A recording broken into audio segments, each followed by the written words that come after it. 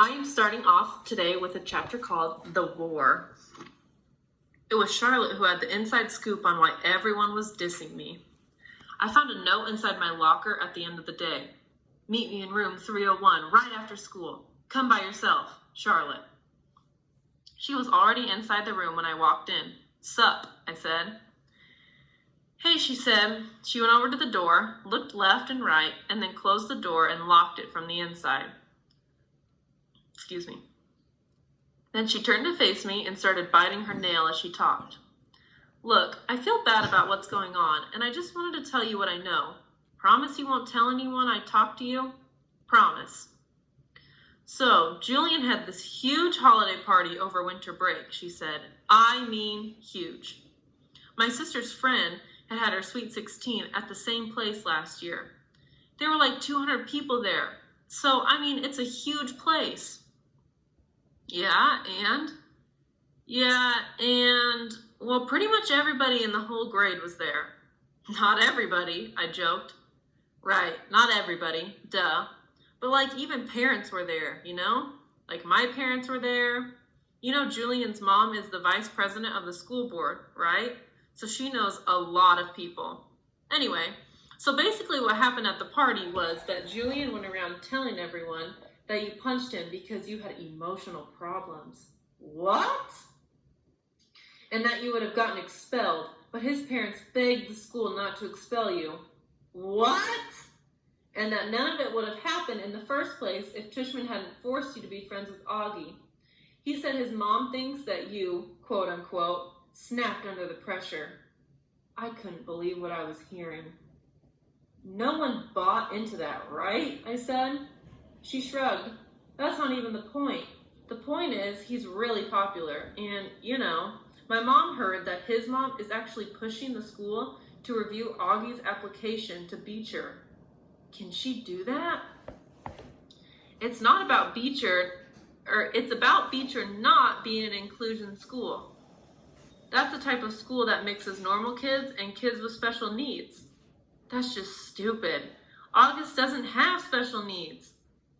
Yeah, but she's saying that if the school is changing the way they usually do things in some ways, but they're not changing anything. Yeah, they did.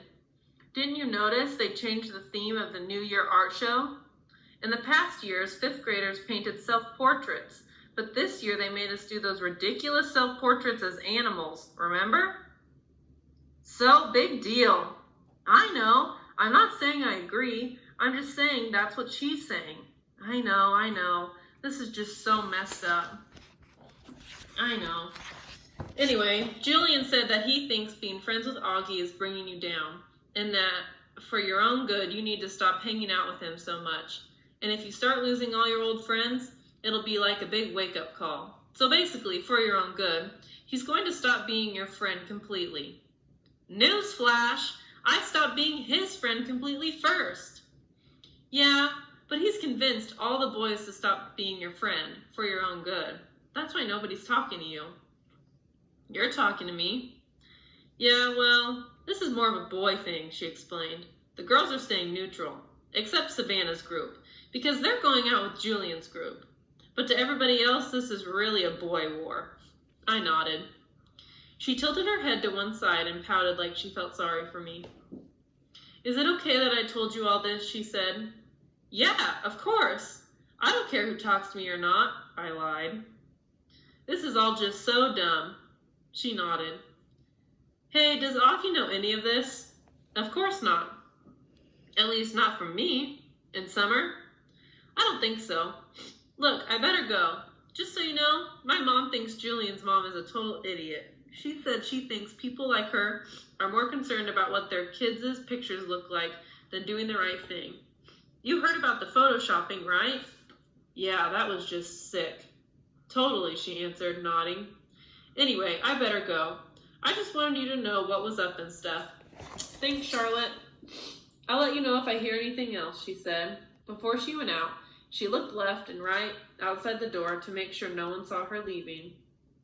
I guess even though she was neutral, she didn't want to be seen with me. Okay, this next chapter is called Switching Tables. The next day at lunch, stupid me, I sat down at a table with Tristan, Nino, and Pablo. I thought maybe they were safe because they weren't really considered popular, but they weren't out there playing D&D at recess either. They were sort of in-betweeners. And at first, I thought I scored because they were basically too nice not to acknowledge my presence when I walked over to the table. They all said hey, though I could tell they looked at each other. But then the same thing happened that happened yesterday.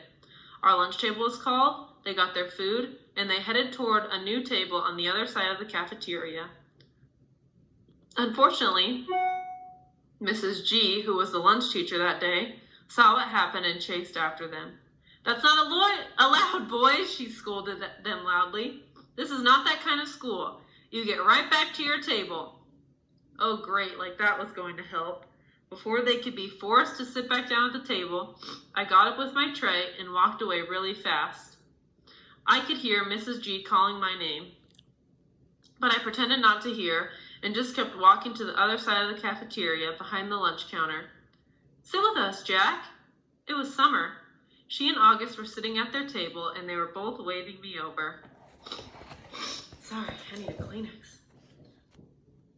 This chapter is called Why I Didn't Sit with August the First Day of School. Okay, I'm a total hypocrite, I know. That very first day of school, I remember seeing August in the cafeteria. Everybody was looking at him, talking about him. Back then, no one was used to his face or even knew that he was coming to Beecher, so it was a total shocker for a lot of people to see him there on the first day of school.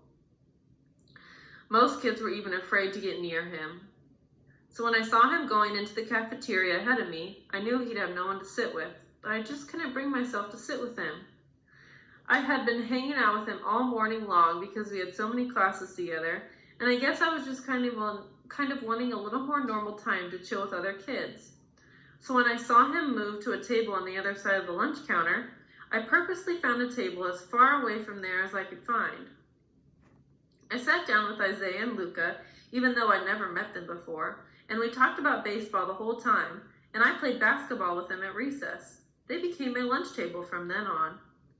I heard Summer had sat down with August, which surprised me because I knew for a fact she wasn't one of the kids that Tushman had talked to about being friends with Augie. So I knew she was doing it just to be nice, and that was pretty brave, I thought. So now here I was, sitting with Summer and August, and they were being totally nice to me as always.